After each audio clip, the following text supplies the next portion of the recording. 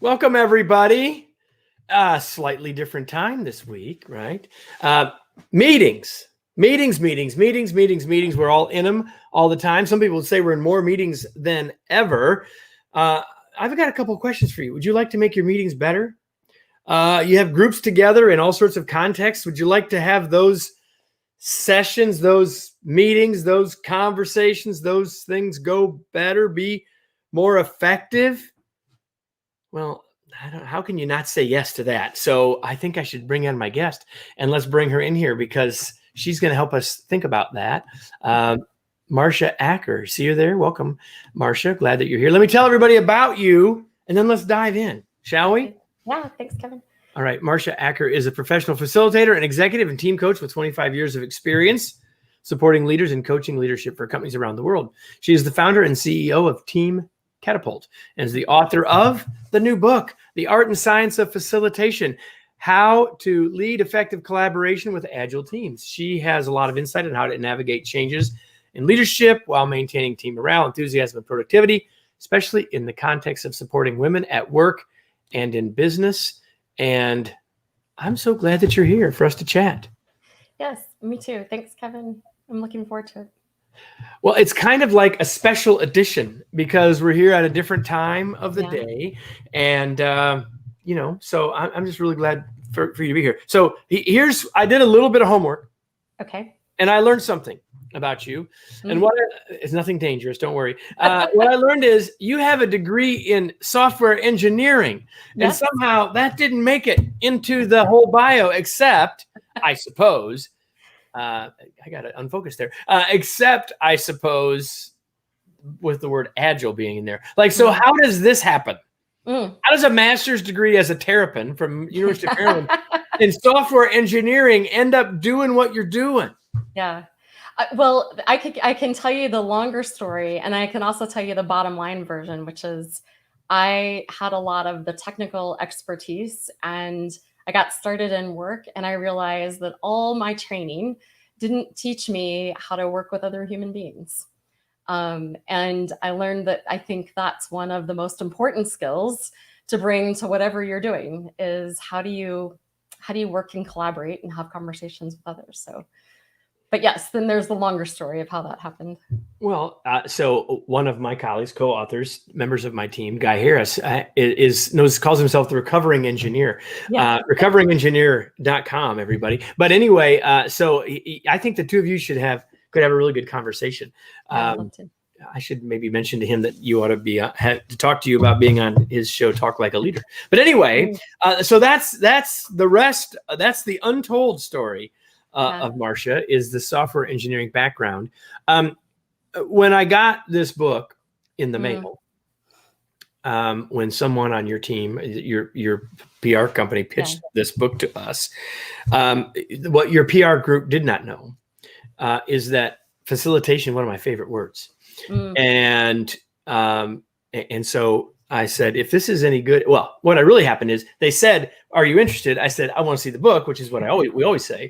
And so I was hopeful, right, about the book when I got the book, and obviously I liked it, or you wouldn't be here. But I want to start with this question: that word facilitation. How do you define it? I define it as an art and a science. No shocker, right?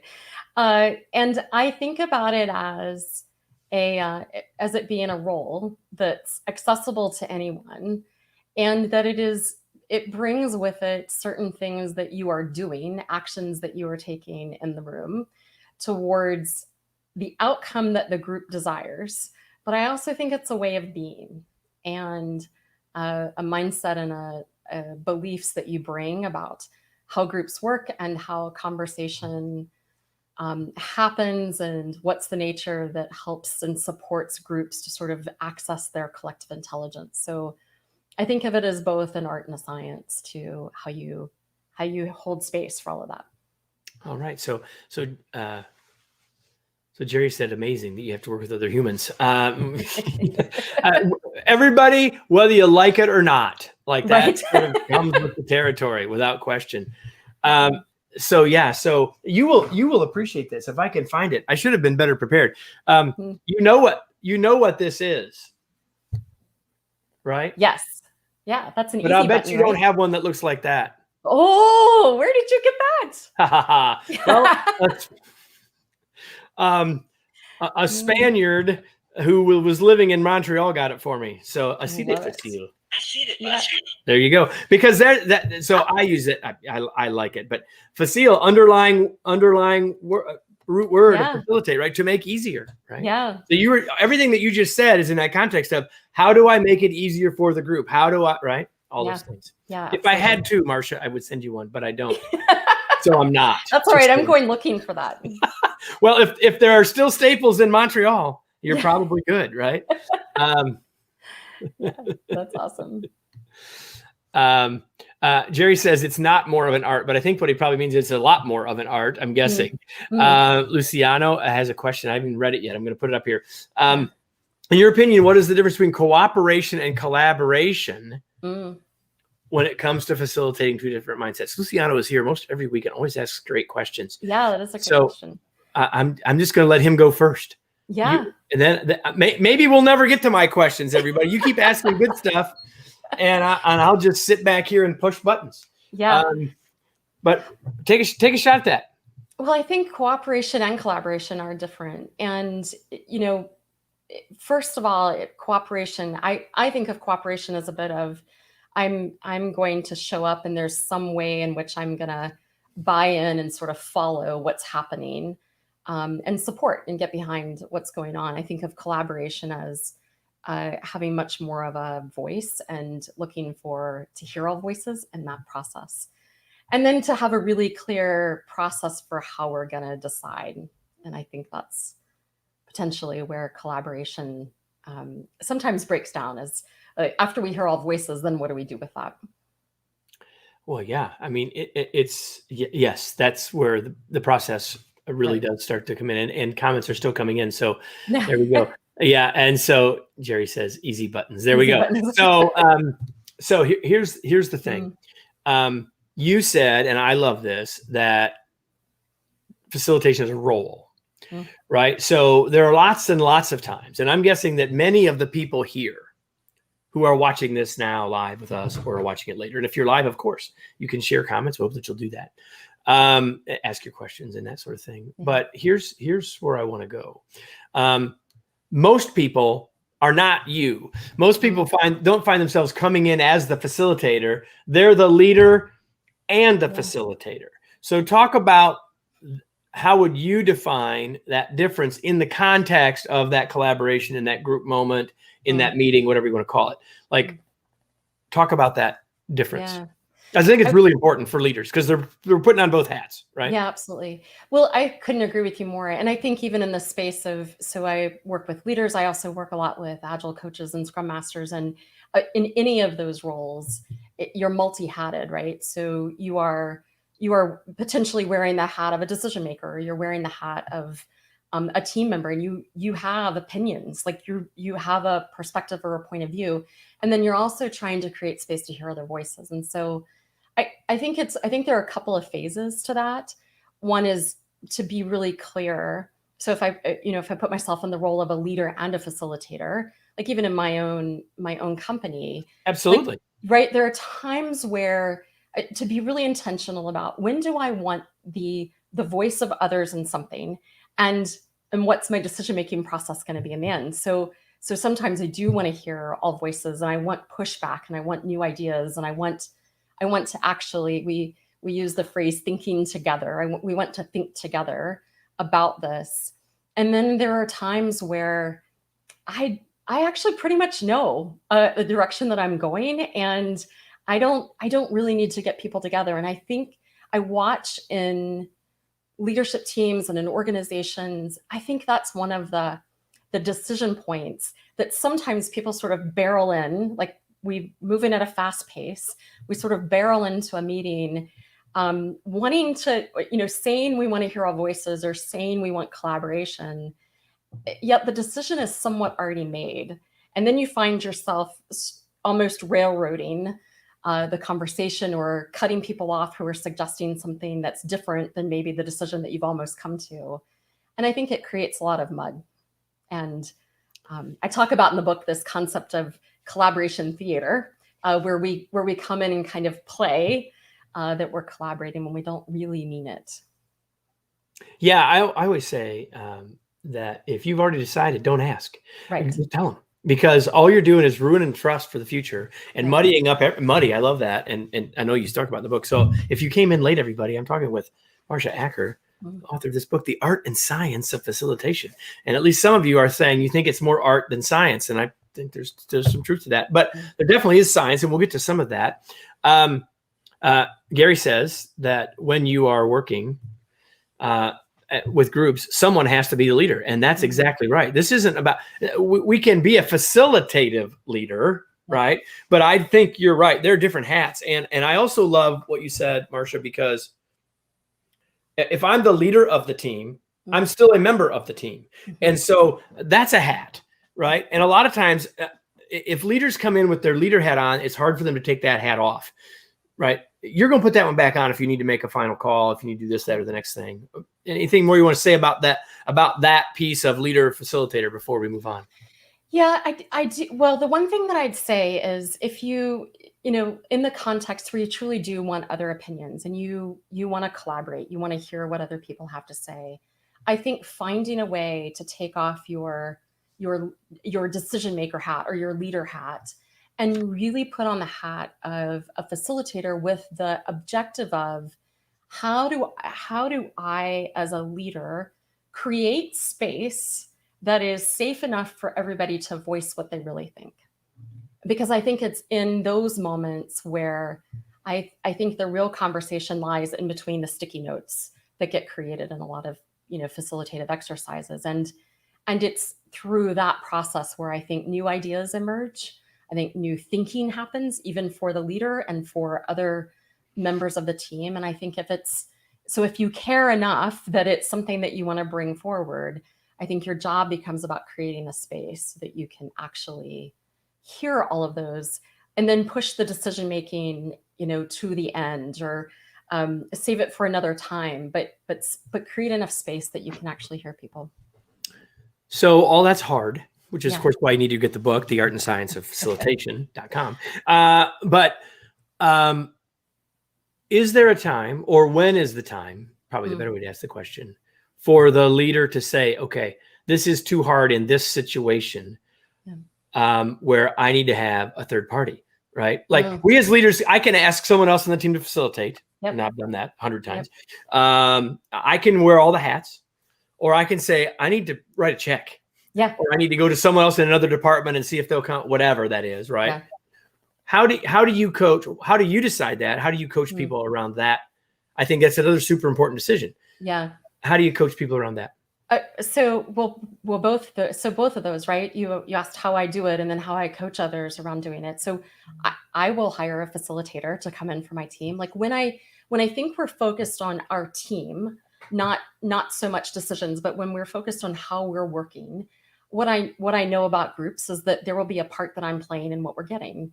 And so if I'm playing a part and it feels like there's really a space for us to deepen that container of a relationship, I'm not necessarily going to see everything that someone externally would see. And so I value, I think it's a gift of having external facilitators come in and work with us. And so I do that. And then I work with several teams. There's one team in particular that I'm thinking about right now, and I am all about building the competency in-house so that I think facilitation, is a leadership skill. And so I don't want to create dependency on me or anybody else externally. Like I think it needs to reside. And so there's a team that's been working on this. So sometimes the leader's the facilitator, sometimes, she asks others to come in and be the sort of own the process of that meeting. And what they will do is when they save up things for, these are the topics that feel sticky, that maybe are bigger, or we've tried it ourselves and we found ourselves spinning. Like we just didn't move forward on the topic, or we didn't like how we ended it. And so I think of those as like, those are the opportunities to call for help. And I love the fact that, well, you made a passing comment that everyone, you need to make sure you heard, which is that facilitation is a leadership skill. It's a skill as leaders that we need to create. We need to develop in ourselves, and it's something we can develop in others. And so that's why I said, even I think before I said write a check, go to find someone else on your team in the organization. So I think it is a great, and it's another way, I think, tell me what you think of this. As we're in larger organizations, we're trying to build leadership pipelines. And a lot of times the challenge is that we can't, with larger spans of control. Used to be, it was easy to put someone in a leadership role because there were teams of 3 or 4 people. That is less likely the case now. So facilitation is a skill that you can learn and get really skilled at without any positional piece. In fact, some cases better without any positional piece. So I think it's a critical leadership skill that we can be building for people as those high potential individual contributors. Comment thoughts about that? More. I think about it as facilitation and coaching skills, kind of the next century leader. I think that's what's required of us now. I think it will be even more so in the future.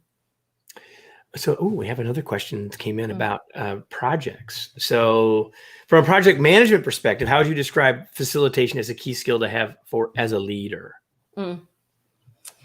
He changed it and put leader. We all can read it. We got it. It's just an extra space. Listen, my typing way worse than that. So we got it. We got it. We knew what you meant. So you want to take a shot at that one, and then I want to move on. I've got a couple other things I want us to explore. Yeah. I see project managers, Kevin, I think you and I talked about this a little bit earlier. I think leadership is a skill that we all have. So regardless of your role, agile coach, project manager, a positional leader, I see, project managers are faced with all kinds of responsibilities for getting something to the end goal or to the outcome. And then having to work across often many departments or verticals to make that happen in an organization. And so how do you bring people together and make sure everybody's aligned and on board? And, there's something I think that facilitation and collaboration in general kind of get a bad rap for, which is the belief that somewhere in there, we all have to agree. And I don't think that's the intent nor the purpose of collaboration. I think it is getting to a place where we can say, I see how this happened, or I see how the decision connection points got made, and I can live with and support it, which is so different than I agree. Well, yeah, I mean, that's the whole bugaboo with consensus, right? If people walk out of the meeting and says, well, I'm not going to do that. You didn't have consensus to start with, right? You weren't even close. It's what I call the water cooler test. You didn't even make it back to your desk. That's right. In the old world, right? So I think of facilitation on a continuum, and I know that you do too, because you use these two phrases. And I think it's really important. I want to give people a sense of the book so they go out and get a copy. But I think that, and here it is again, The Art and Science of Facilitation, Marcia Acker. But there's a thing you talk about that I also fundamentally agree with, that I want you to talk about. And this idea of is it basic facilitation or is it developmental facilitation? So talk about the difference between those two things. Yeah. So I've had, since since about 2010 in Team Catapult, and then well before that in other organizations, I have had the joy, quite frankly, of being with people on their facilitation journey. And I think one of the things that I've learned about that is we all have to start developing a competency in some place. And so in the book, I start to distinguish between the notion of basic facilitation, which I really do believe is that, let's start with the fundamentals. It's about, what does the group need to achieve? What's the purpose? Why are we coming together? And just putting some of the structures in place of what makes facilitation work, because it's based on group dynamics of what will people align and agree around, will align and come to consensus around. So basic facilitation, purpose, agenda, some planning and design before you come into the session, and then reliance on brainstorming and dot voting and creating groupings and looking for themes, and then helping people sort of move through that. So I find all of that as basic facilitation focused on outcomes. I think about developmental facilitation as, especially when you've been if you're on a team over a long period of time, or you're part of a team and you're doing facilitation, there comes a point where I think the job as a facilitator is to start to step back and begin to take more of a meta view. Let others look. If you're working with a team for a while, they're going to get the basics of that facilitative process. They know how to use the dots, and they know how to do this, and they need to know how to do that. Yeah, we've got the mechanics down, and now I think it's helpful to begin to take a more meta view of how is the team functioning, how's their conversation working or not working, and what are some of the group dynamics and the group patterns that are either moving the group forward or actually continuing to hold them back, regardless of the markers and the sticky notes or the virtual whiteboards we're using. So I think about developmental facilitation as that focus on the team and how they're working. Yeah, so we got basic facilitation, developmental facilitation. I got to get the right way here. And then it's like a continuum all the way out to coaching. And so you can hear that you're heading in that direction. Gary said on LinkedIn, he says, isn't it part of the leader's role to train people to replace them? And the answer is 100% yes, right? Yeah, so. And even here, where everyone that knows the mechanics, and of course, even though we all know the mechanics, we still sometimes follow it up, and we need that other perspective. Yeah. But what you're saying is there's this next level, and I love you calling it the meta view. I think that's a really effective way to talk about it. It's like we're taking a higher level view here. Yeah. And as a facilitator, we can often, because we do bring a different set of eyes and fresh set of eyes, we have the chance to do that. When I was first learning about facilitation, long time ago, see the color of my hair, right? A long time ago. One of the things that I remember hearing from one of my early mentors is that your job as a facilitator, Kevin, is for the group to feel like they got more done because you were there, but they don't know what you did. Like that you left no fingerprints. I love that. And so on that note, when I opened the book, again, I'm going back to Inside Baseball, everybody. Like, great title. Let's get the book. Let's see what I think. What's here? Is there good stuff here? And there's tremendously good stuff here. And one of the big chapters in the book is about neutrality. Yeah. And so I don't think we can have this conversation and not talk about remaining neutral. We said, I got my leader hat on. I got my team member hat on. I'm the facilitator. How do I do this? Yeah. Like that all sounds really nice. Yeah. I actually have hats over here, right? Yeah. Put on my leader hat. I could put on my employee hat, but like, how do we actually remain neutral if we're part of this thing that we're trying to facilitate? I think I know there's a whole chapter. We don't have time to unpack it all, but give people some ideas around this, because I think it's so very, very important. I think, it's the one I love that you're pointing to it, because I think it's the one that everybody has the same reaction that you're having. Is intellectually, I can get that, being neutral in a conversation would be helpful. In the moment, it's hard. It's the rub where I think things get more challenging. And the thing that I'd say about maintaining neutrality is it is the part of the belief system or the stance around facilitation that says that there's a belief that when I'm able to maintain neutrality, it allows the group to access its collective intelligence. Yeah. Right.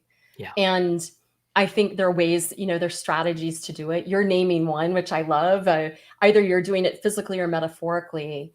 But I do think that when you can intentionally come in and be this neutral facilitator in the moment, because you believe that by doing so, you're going to get something way more powerful than you could have ever gotten if you sort of directed and controlled and pushed and swayed and convinced and inserted opinions.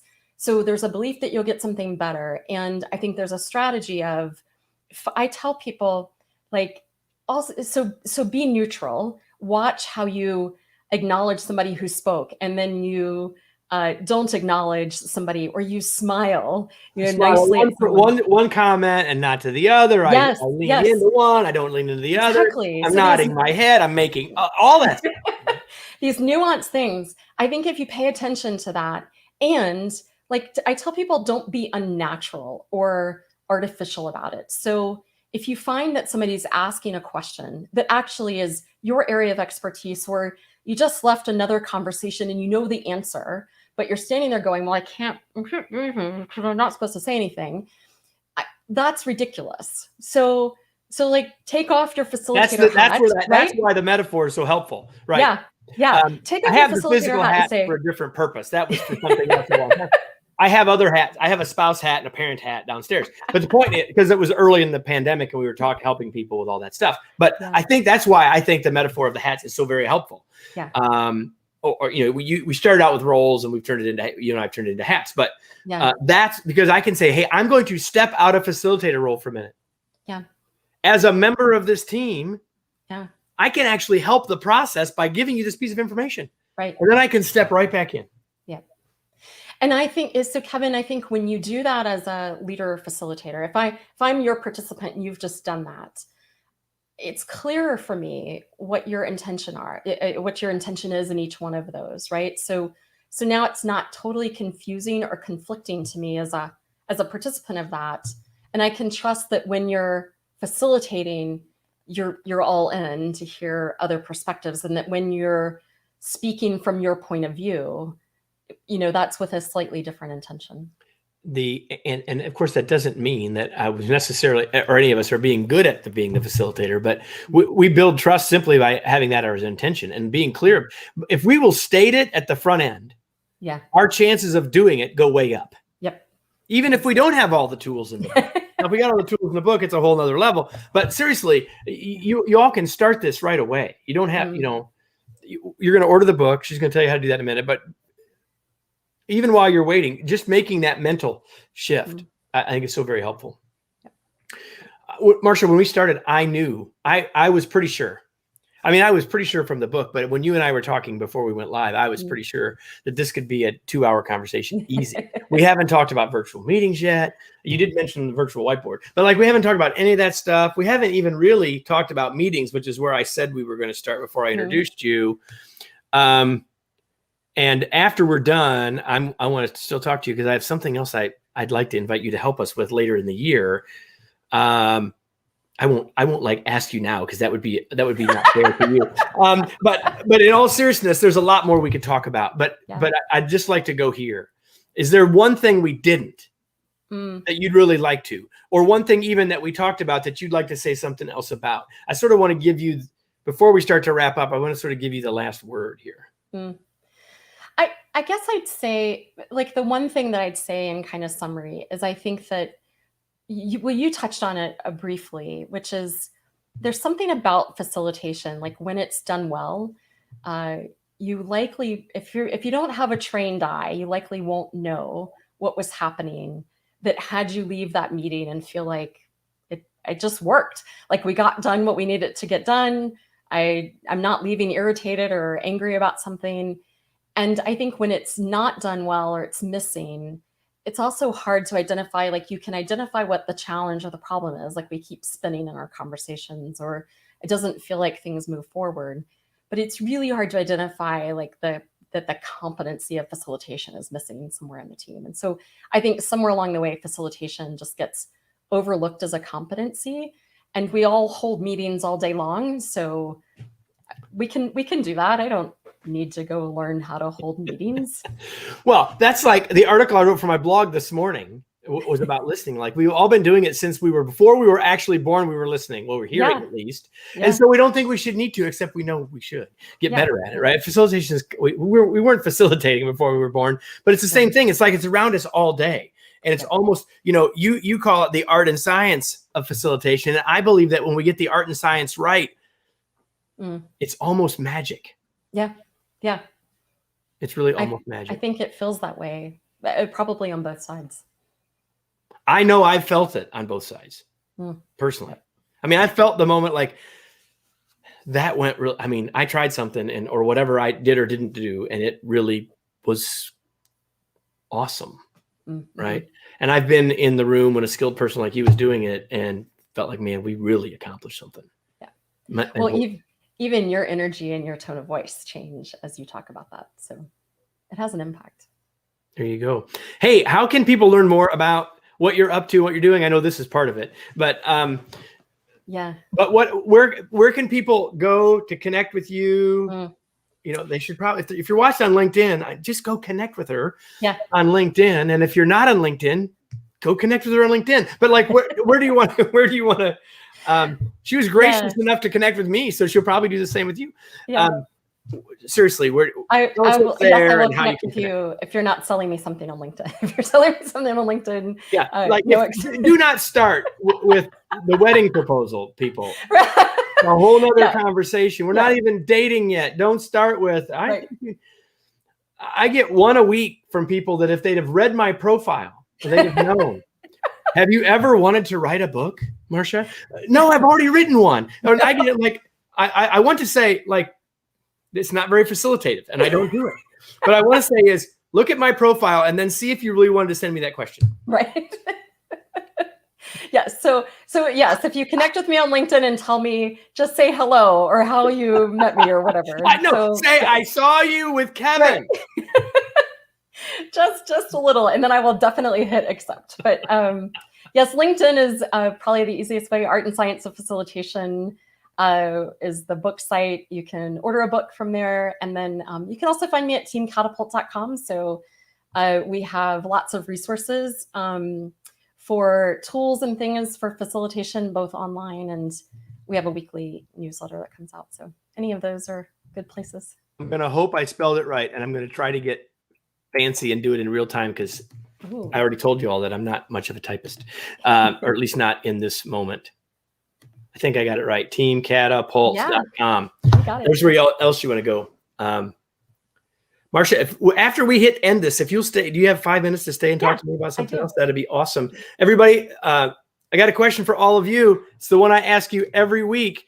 And I think it'll be one that Marcia will like because it's a facilitative question. Here it is. Now what? What are you going to do, everybody, from what you got from here? You got some idea from Marcia, from our conversation about whether it's about basic versus developmental facilitation. Maybe it's about being more intentional about which hat I'm putting on. If it's about when I might want to, how I might start using others to facilitate. How do I use it as a leadership development competency? Like we talked about a bunch of stuff. Where are you going to start? If you don't do that, this was not much more than entertainment. Now, hopefully it was entertaining, but you probably were here for more reasons than that. So Marcia, thank you for being here. Thanks, Kevin. It was a pleasure. It was my pleasure. And it's my pleasure as always to be with you all. Next week, I won't be here on Monday at all. Why?